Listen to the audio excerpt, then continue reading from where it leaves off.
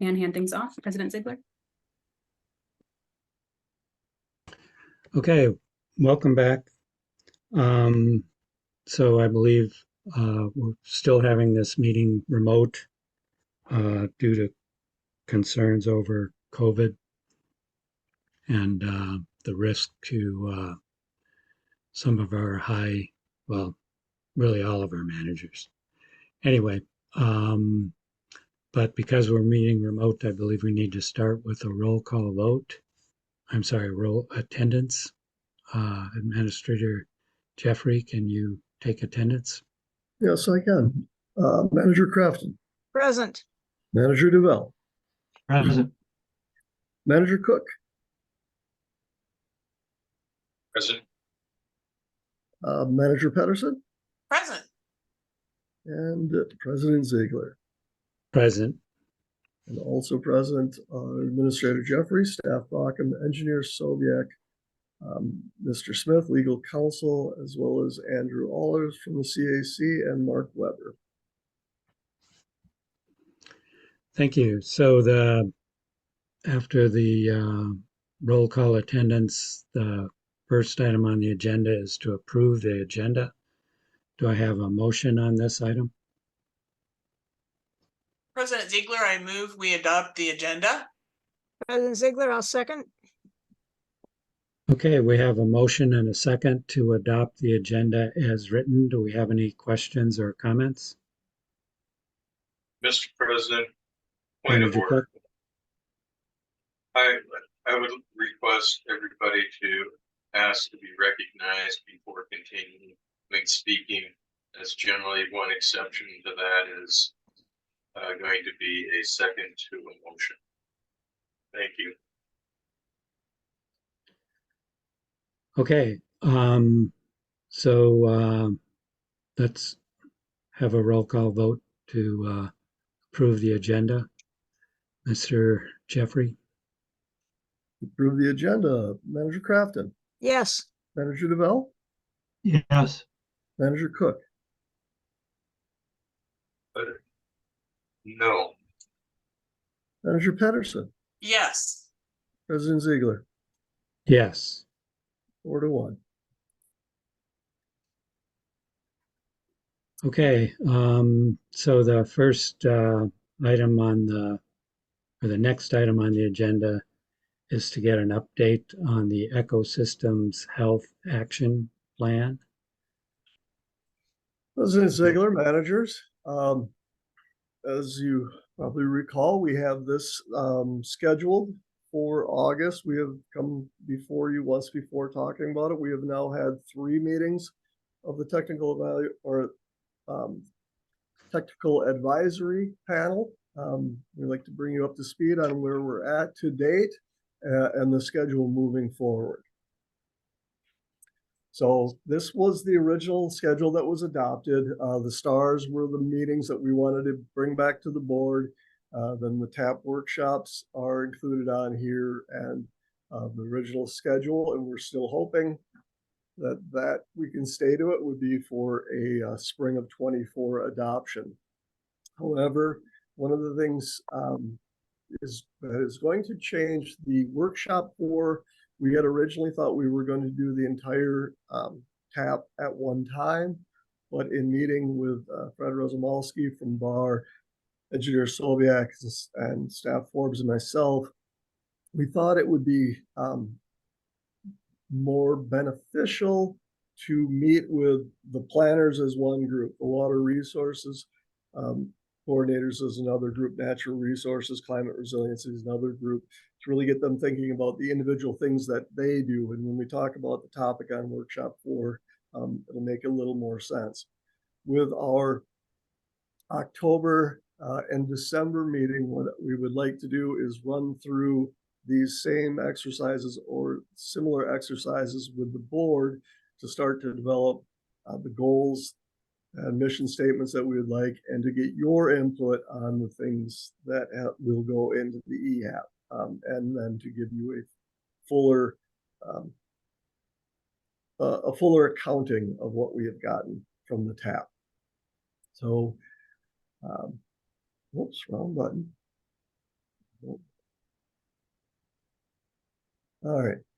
So the technical advisory panel, we knew that one of the larger issues is just the compartmentalization of roles and responsibilities of the various entities that are involved in natural resources and water resource management. When we felt it really important to get the different organizations into a room together. And in this case, we did not include public works and engineering staff. We looked primarily to those people who are responsible for planning within their various organizations. So city planners, climate resiliency managers, water resource managers, etc. We had a really good representation. Every city, with the exception of Deep Haven, was represented. Most of them were represented by more than one individual, planners, water resources professionals, and climate resiliency coordinator. Both counties were represented. We had 2 people from Bowser with us, as well as representative from the Department of Natural Resources. We had the NRCS show up for the first 3 meetings, and then she moved to West Virginia, so she will not be joining us for the end of it.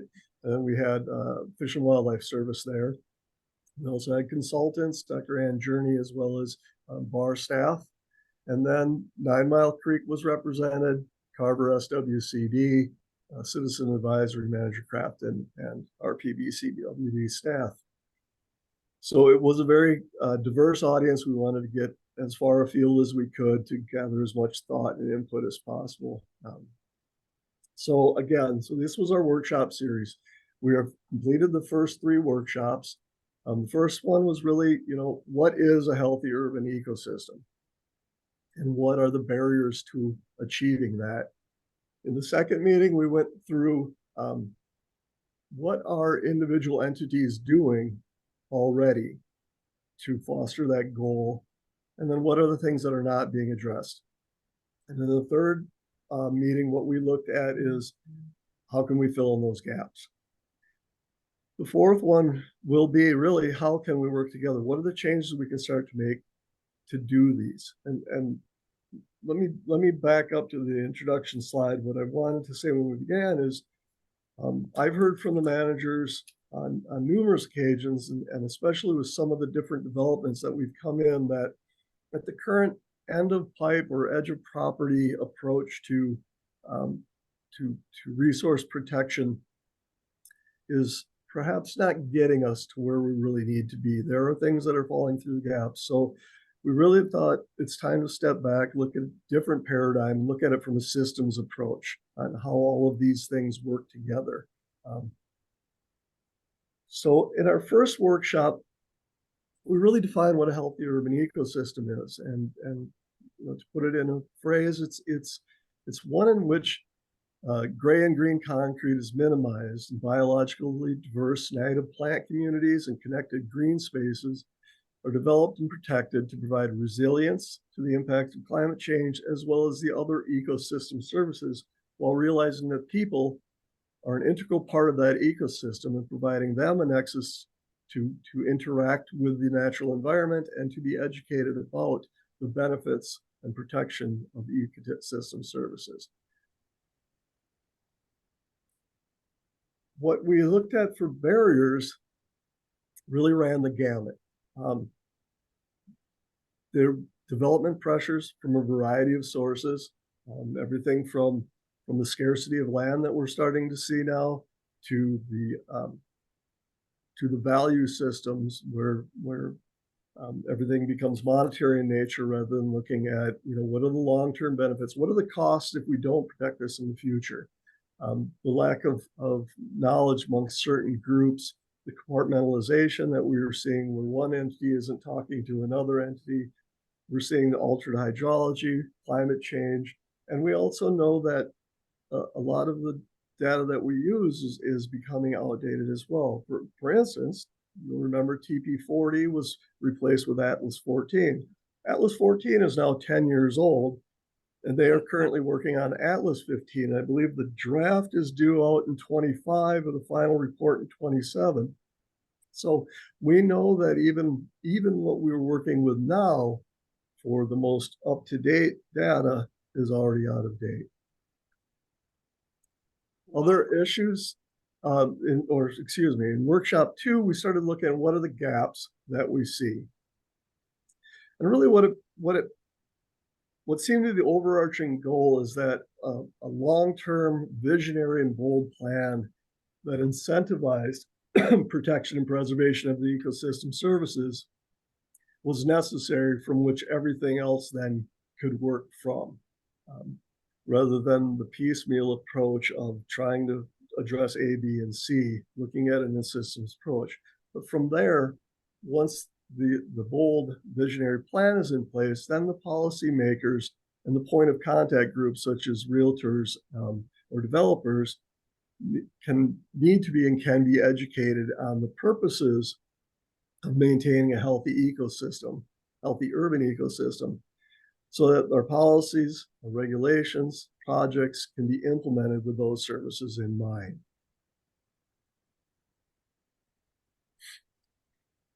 So we'll get to it in a little bit, going from gray to green, but that really simplifies it, because green space might not be green in the true sense, because people think if we've got yards, if we've got that, we've got green. But it needs to be a more malleable, systems-based approach to planning that looks on a larger temporal and geographic scale than simply the parcel that is being developed. There needs to be a public-private synergy that occurs where we can look at and identify cumulative effects of these things. Where can corridors or overlay districts be utilized?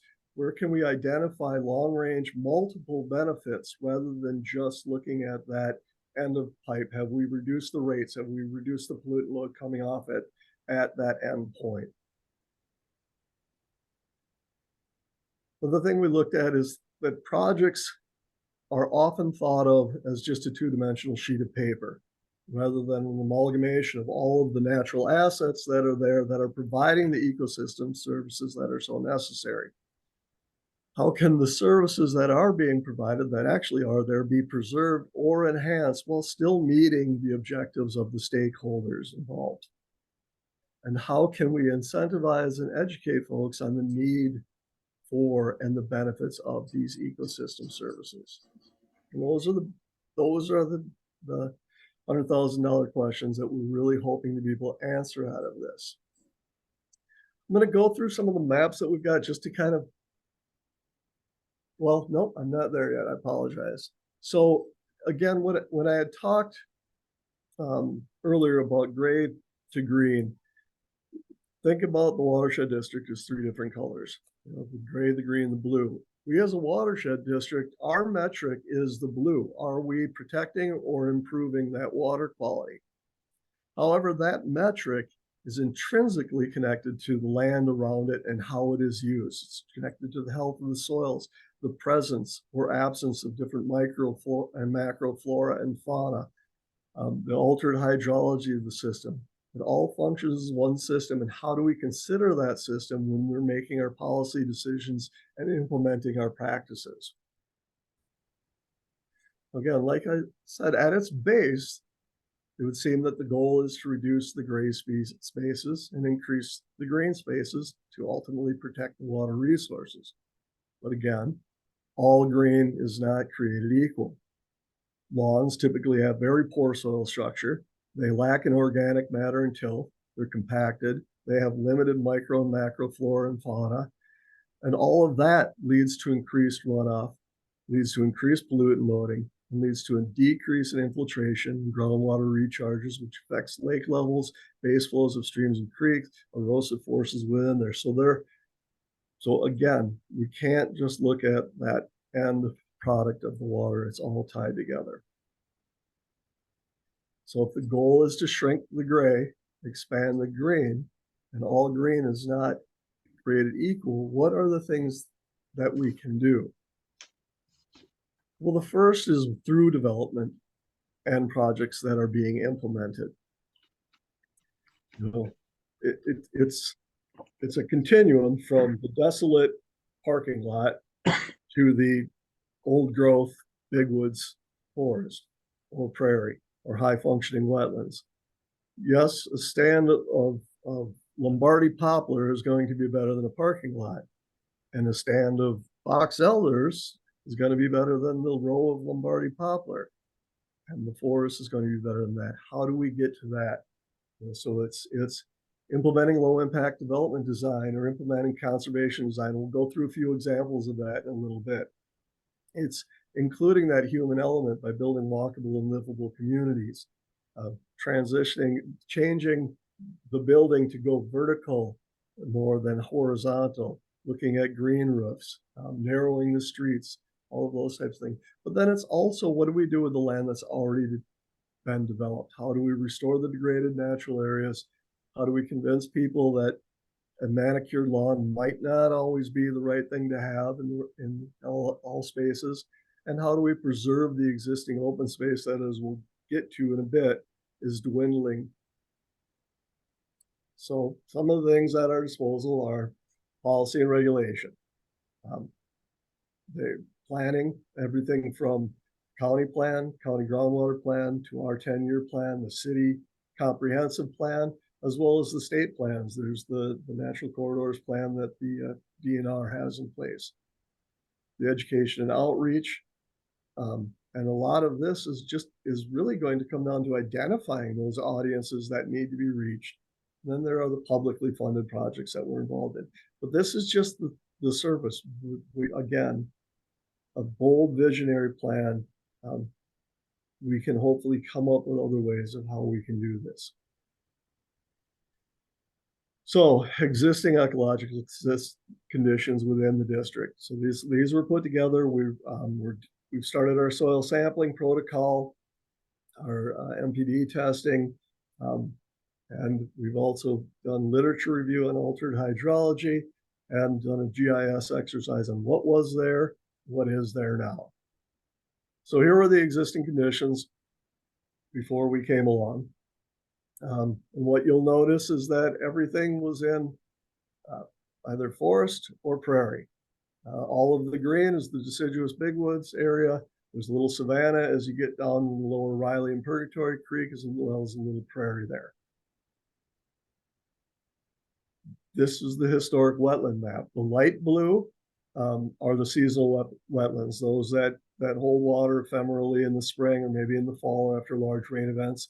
The dark blue are the lakes, and then the teal color are those semi-permanently or permanently inundated wetland areas. But if we look at what has changed, everything in red, which is most of those seasonal wetlands, are gone. Remember, we are in a greater than 50% area, meaning more than 50% of the wetlands within this part of the state, not necessarily in our district, but within this part of the state, have been drained or filled. So if we go to 1958 land use, what you'll notice is it was almost entirely agriculture. That's the green. There's a little bit of single family residential in Deep Haven and Shorewood and where the Chanhassen, the village of Chanhassen was. But otherwise it's all agriculture. And then you get to today, where the green is park, recreation areas, or preserve. Some of those might be golf courses, some of those are parkland, some of those are actual preserve areas. But the rest, the yellow is all residential, the purple colors are commercial or industrial. So we have really urbanized the entire watershed. If we look at impervious surface, the red is the impervious surface within here. If we zoom in a little bit on it, what you'll see are we have the large commercial and industrial areas where it's contiguous impervious surface, and then we have the single family homes and driveways. But that still doesn't tell the entire story, because a lot of those residential areas, especially within the newer developments, you have your green concrete, you have the lawns that are functioning just a little bit better than pavement. And so what this is showing are the lawns within the district. The majority of the district has been converted to lawn. Now, some of this is parkland. You'll notice just to the, I don't know if you'll be able to see my cursor or not, but just to the east of Lake Ann. This is the Church of Eck, and that's really all prairie. It's not quite lawn. So there's a little bit in here that isn't quite right, but I think you still get the main picture. Most everything has been converted to lawn. So if we look at it in terms, and again, if you do the addition, this is going to be more than 100%. But that's because it's sometimes hard to differentiate between the tree canopy and lawn, and oftentimes they'll be one and the same. But the take home here is a full quarter of the watershed is impervious surface. And as you all note, 10% is considered kind of that breaking point where watersheds are damaged by impervious surface. And over 40% is in lawns. So really, we could say 68% is impervious or significantly altered hydrology. So back to the original model. So this is what was there originally. Now, if we just look at quality, high quality, medium quality, low quality landscapes or ecosystems that are around, what we find is the lower valleys are the only place really that we have high quality natural communities left. The one exception you'll see is the bog in Bear Path. But otherwise, what's left are places where there might be a few native species left, but the plant community has been altered such that it's dominated by reed canary grass with a few native species in it. And you will notice that they align almost perfectly with the remaining wetlands that we have. So this is the tree coverage. The dark green is trees coverage that's remaining. The dark green plus light green was what was there, and it just coincides with what we had before. But one of the big differences is, while it doesn't look like we've lost more than 40% or so of the tree cover, the trees that are left are quite frequently just boulevard trees or front yard trees. They aren't a stand that provides all this ecosystem services that a full quarter section of woodland, or in this case, what would have been 50 square miles of woodland would have provided. Well, if you zoom in, that's kind of more of what I was talking about. They aren't contiguous stands, they're front yard trees, boulevard tree plantings, not providing the same ecosystem services. Then there are other ancillary effects that we've looked at, like the urban heat island effect. I don't think this is a surprise to anyone. The areas that are more intensely developed have a much higher urban heat island. I would like to bring your attention over to this area on the eastern side by where the Eden Prairie Mall is, Idlewild Lake, as being one of the larger areas, because if we look at the vulnerable population, it also coincides with that area. So, so the environmental justice issue does come into it. And again, as I said early on, we need to look at the human element within an ecosystem, because they are an integral part of it. This is the remaining undeveloped land within the district. Everything else has been developed or converted to parkland. But if we talk about what is left to preserve or to have a higher standard of development, this is what we are looking at. So when we talk about conservation design or low impact development, what are we talking about? And I want to remind the managers that we don't have land use authority. We don't get to decide that this area is going to be zoned residential, this area is going to be zoned open space, which is, again, why we needed to bring that larger cohort of people together, because we need the planners, the people who do have that authority, to be on board and to be working in this for the same thing. So this was a design that BAR did with funding from the Minnesota Pollution Control Agency in Hanover, Minnesota.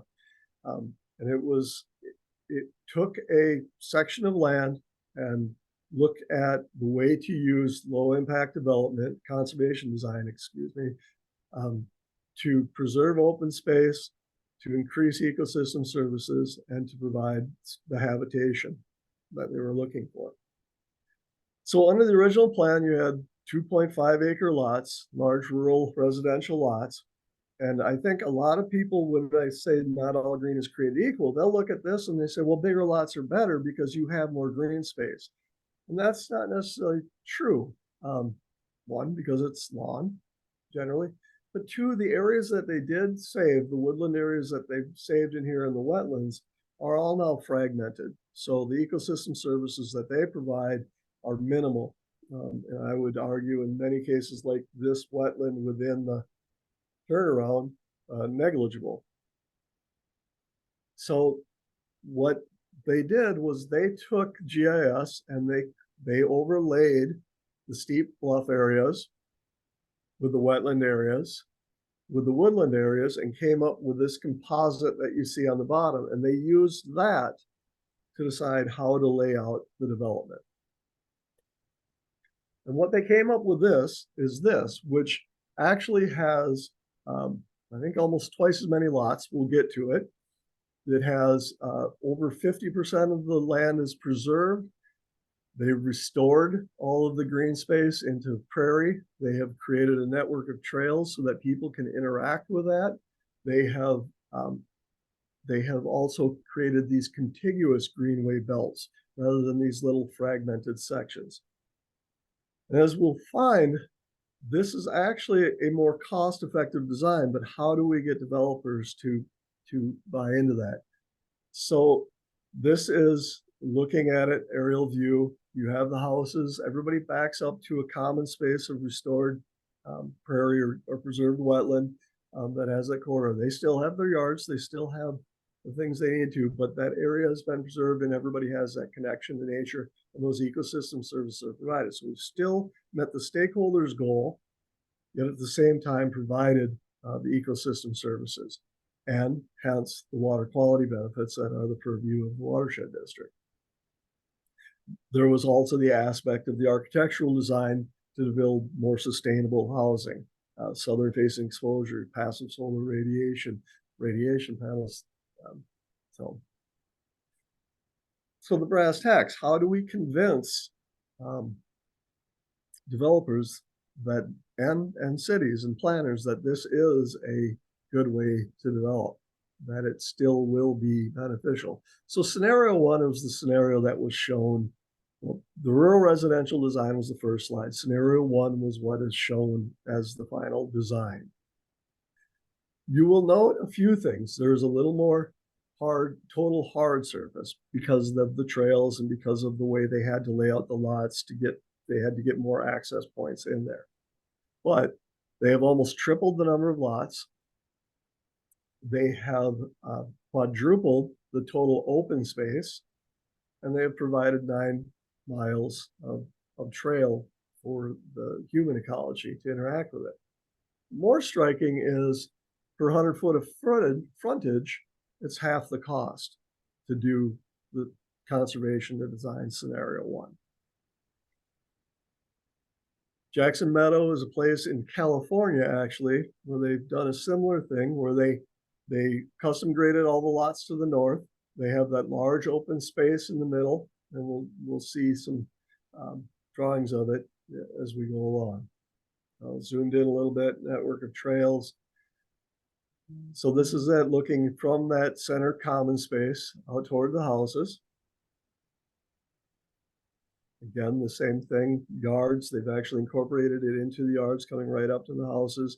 Architectural design standards, maybe they could do a little better, but there's still some there. Again, yards, and this goes to that education component of it.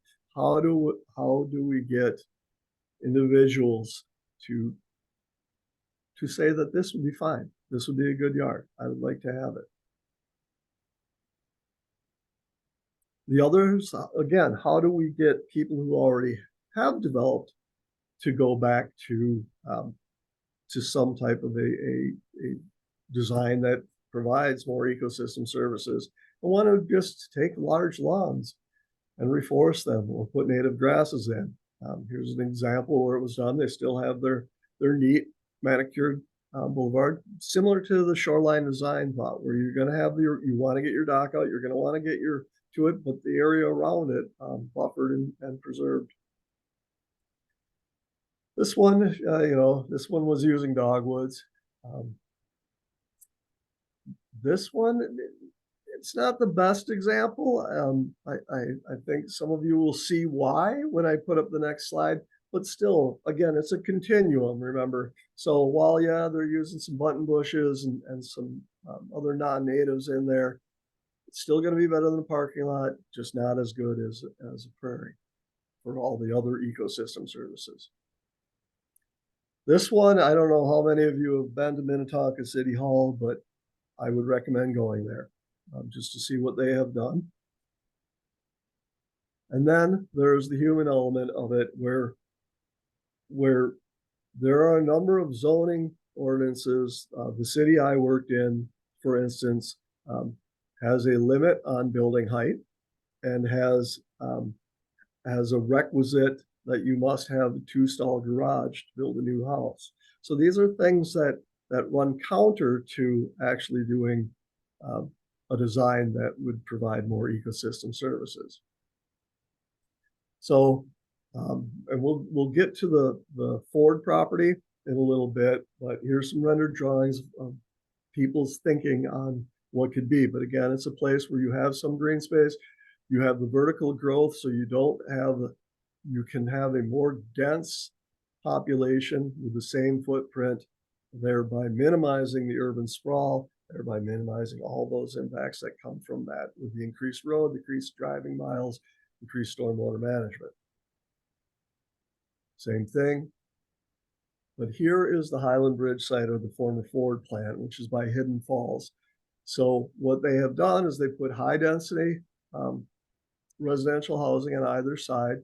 They have put a water feature in the middle that will feed Hidden Falls, which was hidden because it wasn't really running. So zooming in, and they've taken that water feature area, made it into a public space. So here's looking at it towards the river and Crosby Park to the west there. So we're looking from the east to the west. And now we're looking down on the river itself. Now, there is a lot of concrete in this, but again, more what I want to drive home here is there is a way to make the stormwater management features, to make things an amenity, a space that people want to go to provide multiple benefits beyond just stormwater treatment. They have buffered much of it. Children, I don't know if anybody's been to Breckenridge, Colorado, but they've done a similar thing there. And they also have a lot of public art that they've incorporated into it, providing another element. But these are just things that I'm intending to get the managers thinking about as we move forward with this project, so that we can get your ideas. Because again, it's one of those, I had a friend who worked for Yahoo who ran a design team or creative team, and he started every meeting with the same thing. If you're in here and you're afraid to tell me an idea that I'm going to laugh at, then you're of no value to me. You can leave. My predecessor, one of her greatest gifts was she had some of the craziest ideas, and after working through them, they came up with good ideas. So that's what I had for this presentation. Happy to answer any questions you have. Again, the schedule, we want to come back to you in October, November, December timeframe, start getting your input on the plan, start working on our goals and mission statements of what it is we want to accomplish, and hopefully be able to use this to do our next generation 10-year plan. Thank you, Administrator Jeffrey. Do any of the managers have questions or comments? Mr. President. Yes. Manager Duval. This is phenomenal. That's the only word I can say about it. This seems like this is the opposite of what we've been doing for decades. And myself as a baby boomer, we've led the charge to the disastrous systems that we have out there now. And this seems like seems like this should be the basis for how we figure out how to incorporate this into what we do going forward in a big way.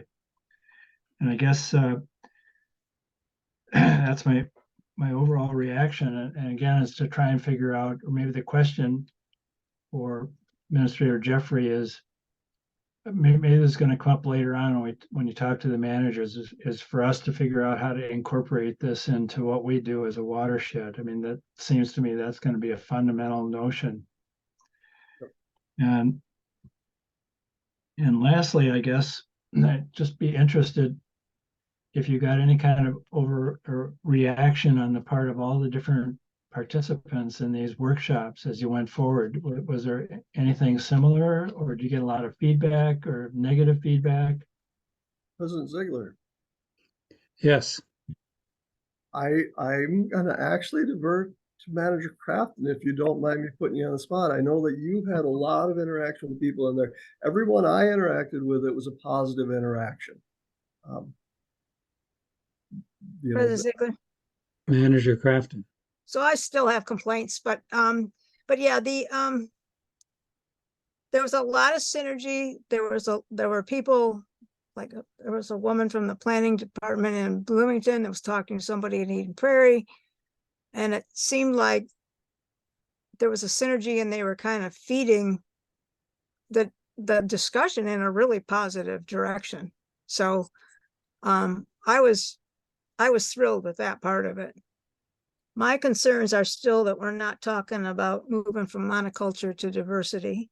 We're not talking at all about temperature in terms of the relationship to infiltration, wetland protection, but I think we need goals for, and I look at some of those things, but I think we need goals for zero runoff. If we can figure out ways to help capture off roofs and driveways and reduce the stormwater, I don't want to just manage it. I want to get rid of it. And if we could find a way to encourage people, and maybe a contest, I don't know, but to do more landscaping that would actually enhance the infiltration and biodiversity, because those are, and then the temperature, my gosh, what's happening with temperature is related to what our land use practices are. And when we're getting up to 100, it's scary, because at 120, we're killing life. So, I mean, I guess I just see a lot of high risk stuff that we can still try to incorporate into this. But I appreciate so much the effort staff and Bar have put together to do this. I think it's been well laid out, opportunities to bring up ideas. It's just been an incredible experience. So I'm grateful for you all to do it, for doing that. Thank you. Any other Manager Cook? So I just had a couple of thoughts as Administrator Jeffrey is going through this. Seems to me the challenge here is that at least if I heard him correctly and viewed the chart correctly, our district is largely developed. I'll put that in quotes. So that's just one comment. It seems to me that the Ford plant area is a good example where I think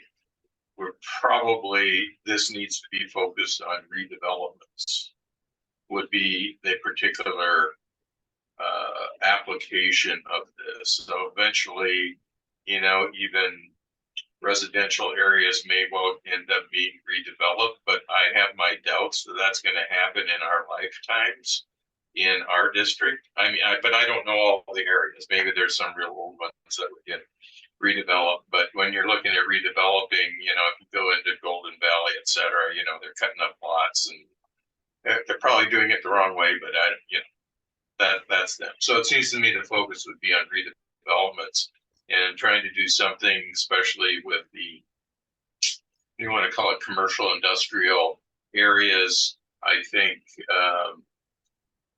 and I just say, because we're so developed, I don't know how we're going to implement practices I don't think people are going to stand for somebody coming in and saying, well, we now must do this. Perhaps if they were doing significant changes, that might be one thing. But probably buy-in's going to come with some education, but that all comes with costs. Costs are always the driver. You know, that's why we don't have 10-acre lots anymore, is because, the costs can come up with. A couple other, I don't want to belabor this, couple of, wetlands, are good, but what struck me was our last discussion about the possible contribution of the wetlands. Was it by Lake Lucy or Lake Ann? Susan. I'm sorry, I don't know what, I forget. I Yeah, don't Susan, remember. it's Lake Susan Park. Actually contributing to the pollution of a lake. So I scratch my head and say, now, well, wait a minute. I mean, wetlands can be good, but maybe they can be bad. So I don't just jump on and say, let's make a bunch of wetlands and, conserve all of them, because I think there are pros and cons, and, you got to do it on a smart way. So that's one thing I mentioned.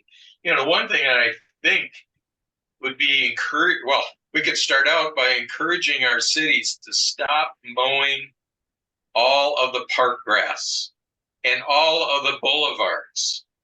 One, you save gas, reduce CO2 emissions, at least do a little bit having to do with temperature, as Manager Crafton is concerned. We don't need 2-inch grass in most of the public parks. And I bike, around a fair number of them. And they'd be great for some, better prairie grasses, blah, blah, blah. I don't know all the stuff, but, I'm sure y'all get what I'm saying. It seems to me all you need is 3 foot on each side of the sidewalk. So, is at best, but I think that would be huge, number one. Number two, as I said about redevelopment, how can we encourage all of these buildings to put either green roofs on or white painted roofs and solar panels? I mean, they're basically flat roofs that, could be done. And I've been, probably most of you have been downtown Minneapolis at one time or another. And if you've been up in any one of the stores, you look out there and we've got acres of black. The worst possible color you can have if you've got climate issues, we have black. So, we could integrate those. But I think looking at this as a redevelopment issue, and then if we have sizable, obviously, development land, I mean, we could look at doing that, but we're going to get pushed back, at least now, because of costs. But unless somebody comes up and says, hey, we do it this way, it's actually cheaper. I don't know. But it was less per lot, under the redoing of that one property, but it's still, more costs, et cetera. I don't want to take up too much. The other thing that really, really disturbs me is how we have allowed all of the trees to be cut down and replaced with 2 lousy trees, right? One in the front yard and one in the backyard in most of these developments. I mean, to me, you should have to replace the same amount of girth, as you take out, just like we do with wetlands. Let's say, fine, you can do that, but you go find some area and you plant enough trees so that we have the same amount of girth. I think that addresses one, climate, temperature. It addresses, water infiltration. And the other thing is figure out a way to encourage the cities to stop putting in just asphalt, but permeable pavers. I mean, I don't have permeable pavers per se, but my driveway is pavers. And I can tell you that, and I have it tilted just enough at the end that it holds the water. And within a couple hours, that water is all filtered down into the subsurface. So you don't even have to have permeable pavers. You just got to have pavers with cracks in them so that, the water goes in. And that, we have to put some water back into this aquifer or we're not going to have water.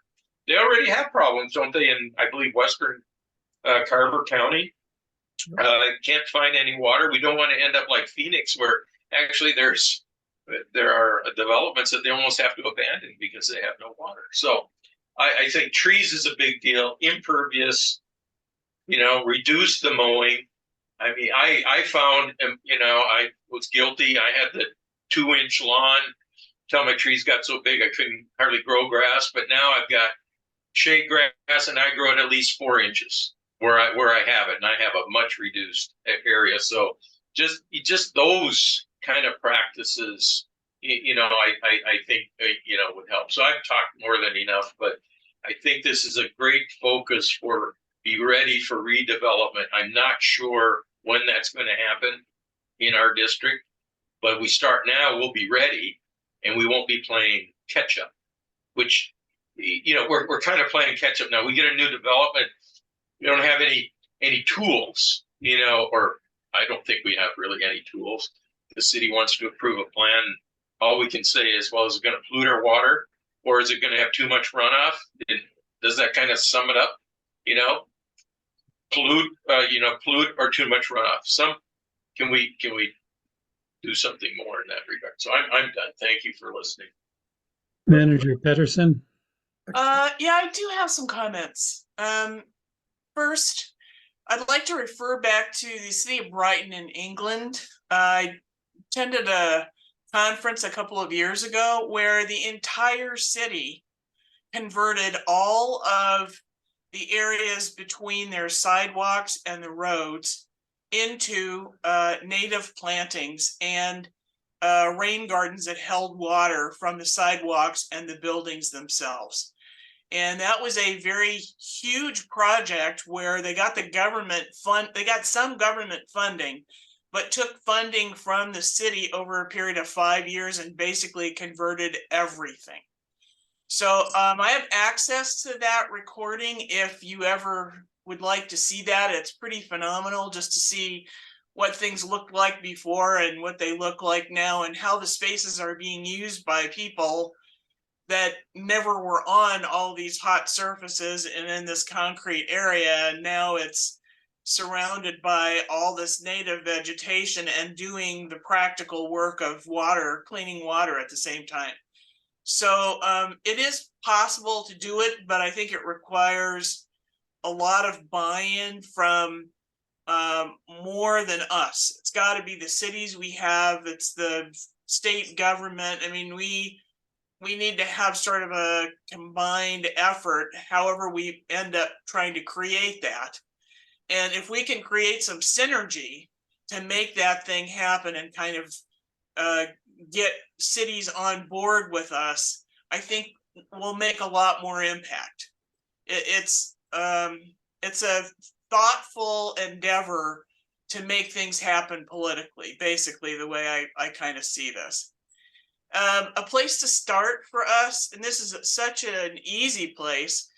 I deal with a lot of HOAs in my business, and every single HOA that I go to is all grass and a few trees here and there, and they've got no money, and everybody's arguing about what it should look like and be like. And I've done a number of conversions where I've taken out grass and large expansions of grass, and I've put in gardens, rain gardens, pollinator gardens, trees added. I've gotten the city forester, the city of St. Louis Park to just sort of gratis give us a whole bunch of trees for a couple of the HOAs that I deal with. And so now we have this space where everybody comes outside who never went outside before. And people are walking the sidewalks because it's beautiful now to walk the sidewalk, and you can see all these pollinators, and the dogs love it. And I mean, they have little honeybee areas where they're collecting honey, which is regular standard honeybees aren't the best for our agriculture, our science, but I mean, they're now collecting honey and selling honey at a couple of these places where before all it was just sidewalks and regular grass. I mean, I've even convinced them to switch over their regular lawn into low mow lawn, because at least that's better than regular standard lawn with some pollinator stuff in it, and gotten money from the state and from the city and Minnehaha Creek Watershed District to do it. And so I've switched over an 8-acre plot into all low mow and all plantings, pollinator plantings, just on one HOA alone. And I've done it on a couple of other ones in smaller sizes, but starting with something like an HOA group, if we can find some incentives for those groups, we can get larger amounts of property addressed at a time. You know, trying to go after a small residential market, it's small and you got a lot of people you got to convince. But an HOA, you got a much bigger audience there and usually much more land in which to start with. So I would encourage us to try to figure out some ways of addressing larger plots of land rather than smaller residential. I mean, it's nice to try to do that, but it's just not terribly practical. So I too, watching this presentation, terrific information. I mean, it's just terrific, and it's awe-inspiring to think that we could actually do something to make this watershed district move forward about 20 years beyond where we are right now. So I am like super excited about this. President Mr. Ziegler, President. Go ahead. Manager Crafton. I had a question for Manager Pedersen. Did they talk at all about the reduced cost for having everything mowed before? We Or they- saved just the one location that I worked with. They saved $60,000 a year because they're not mowing. Now that's not even the effect of mowers putting out pollution while they're, and the amount of gas, and that was just the contract alone for the 8-acre site, $60,000 a year in savings. I thought that was pretty good. Yeah. Well, since we've got a lot of green sub cities, it seems to me that would help them meet some of those goals and could be a selling point. Mr. President. Go ahead. Manager Duval. I would just like to second a lot of the comments that Manager Pedersen just made. So I'm on the board of our HOA association. We have a small one, 48 units, but we've been struggling with trying to figure out how to do it just exactly what you said. And it's building now. We have about 3 or 4 units that are trying to figure out how to do something on our own. But this would be phenomenal. And this goes against the notion of we don't necessarily need raw land to make a big change. We could be looking at this in chunks of 50 or 100 or 200. The area that we live in the southwest, southwest corner of Minnetonka, right across the street from Eden Prairie and Chanhassen, we must have about 5 or 6 associations that are similarly situated right along the edge of Purgatory Creek Park that would all be in the same mode, and everybody in the same mode. Everybody, these townhouses, we all have lawns, and they're just a pain in the butt because they are. And our particular association, we would save $20,000 a year if we didn't have to mow. And on top of that, these lawn companies are in and out of business and they can't get workers. And so we're having to pay more and more for less and less. And we keep trying to figure out ways to tell our lawn mowing service, don't come this week. Anyway, I would think that this is a way for us to make inroads to fix some of the things. And this might be a way to start doing it. Anyway, had to get that comment. Manager Cook. Well, as a takeoff on the HOAs, which is certainly the case, and that, like I mentioned, there's the parks, but also there's all kinds of areas along the boulevards and the bike paths, etc., in all of these cities where they could be saving a lot of time and effort, et cetera, doing that. But what I wanted to bring up was particularly from Chanhassen east, we have the significant amount of commercial development, but particularly even between Chanhassen and Dell Road, huge, well, actually it even goes west, huge acreage of commercial properties sitting on huge acreages that they mow every week. And it seems to me something to be done as with the HOAs to convince them it would be in their interest to reduce their costs and maintenance, perhaps to do something.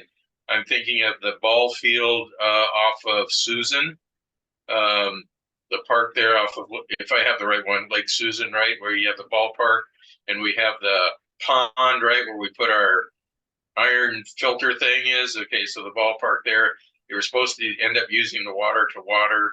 I don't know if they're doing that, but if you go to across the street to the north, or you go east, two businesses there that have huge lawns on slopes where there could be a huge benefit of some, you know, something different, prairie grass, whatever it is, just stop mowing it and, you know, cut the CO2, put the water in the ground, plant some trees. I mean, grass and one point, I mean, grass and some of these are great, but the cellulose in those breaks down faster than the cellulose in a tree.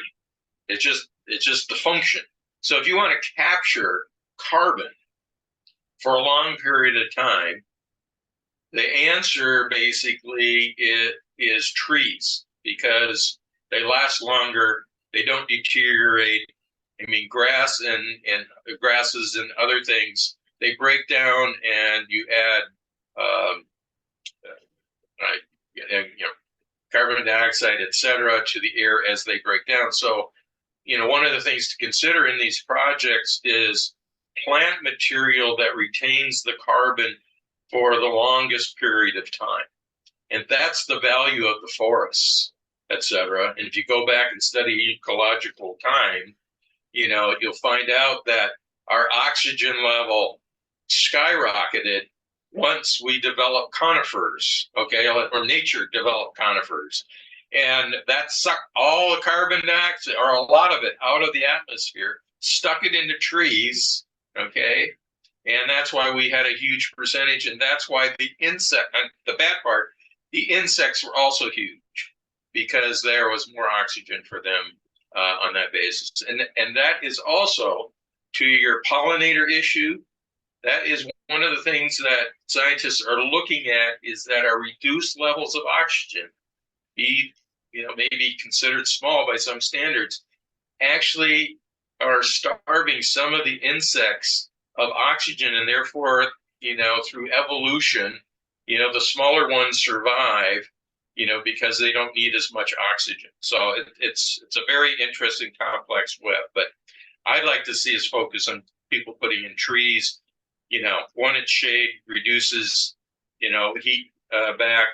There's respiration, roots go down, soil goes down. So I'm really in favor of trees as opposed to some of these other plants that, as they deteriorate, actually put, the wrong gases into the air. So I'm finished. Thank you. Administrator Jeffrey, we have other things on the agenda, right? One other thing on the agenda, won't take but a couple minutes. So just Okay. a quick update on the project schedule. Okay. So my 2 cents worth, I agree with almost all of the discussion. I think prairies also have their place. I think there's a lot of growth underground that we don't see, that does last from year to year. It doesn't biodegrade every year. But yeah, I think we've got a good direction, and we need to change our rules and plan for this in our budget. Any other questions or comments before we move on to the next item on the agenda?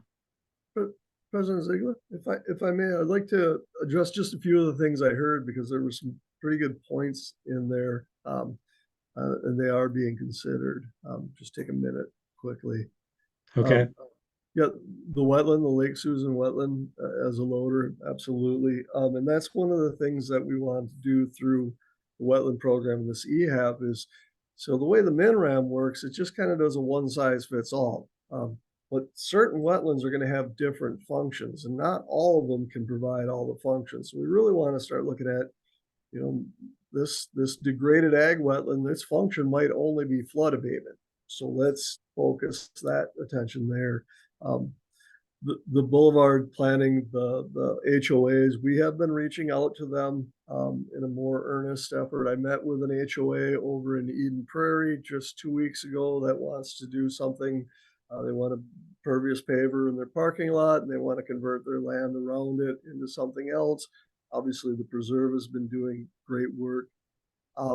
Question for all of you, you know, the cities, for instance, Chanhassen right now is redeveloping their civic campus, and it's I think it's a great opportunity to make your opinions known on. I believe they have a survey right now on their website about things that taking comments on SurveyMonkey about things people would like to see. So I've been working with the city on that. In fact, Engineer Soviak and I are meeting with them next week, early next week, to talk about some of their plans there. So yeah, I think there are opportunities there. I do think redevelopment is where we can get some of the biggest bang, and I would agree HOAs are as well. It's because yeah, 150 square foot area, while nice, great, not as good as a 5-acre area. So thank you everyone for your input. I appreciate your attention. I appreciate your thoughts on this, and I look forward to engaging you in an actual conversation about where we want to go with this. Good. Any other managers or legal or engineering comments or staff comments? Hearing none, can we move on? What is the next item on the agenda? The next item, President Ziegler, managers, is just a quick update on the project schedule, primarily Upper Riley and Upper Bluff. I sprung it on Engineer Soviak all of 4 minutes ago. So Engineer Soviak, if you would be so kind as to just kind of update some of the things that we've talked about, what we've been moving on. President Ziegler, managers.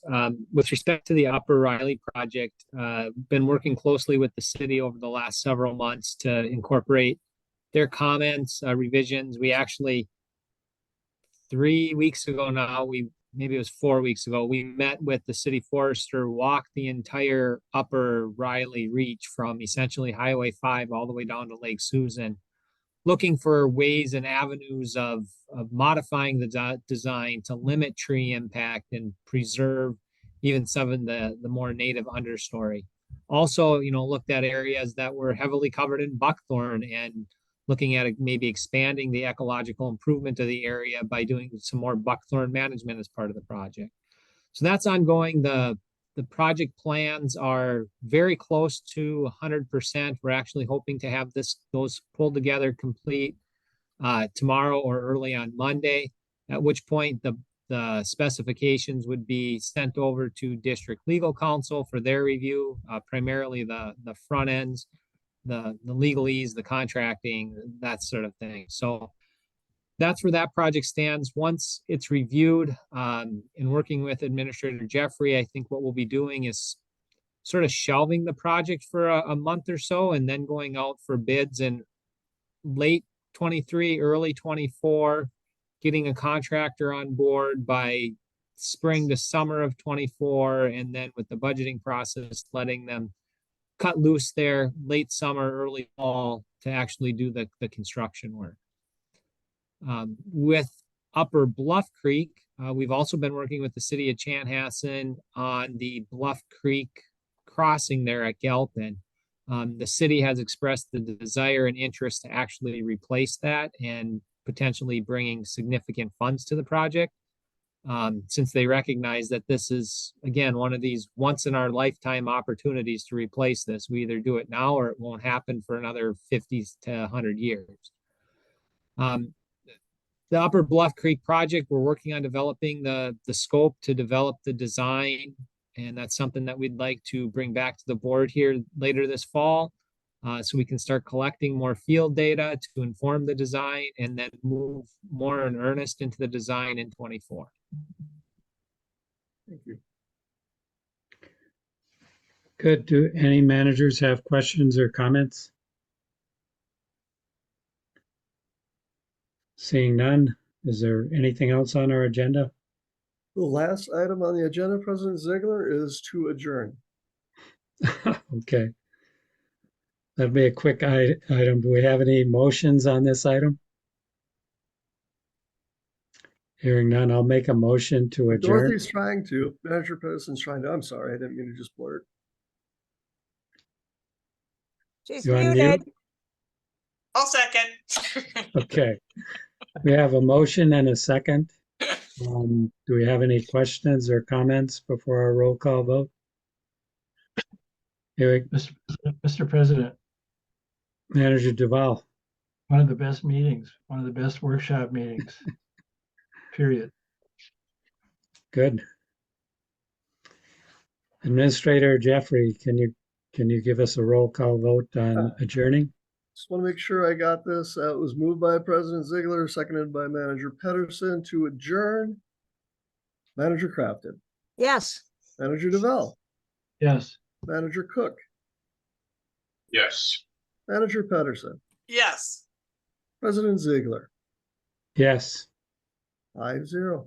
Thank you all for your time and your thoughts. I appreciate it. Thank you. Thank you. Great Enjoy the presentation. heat wave. Good Thanks, night. everyone. Take care. Good night, all. Good night.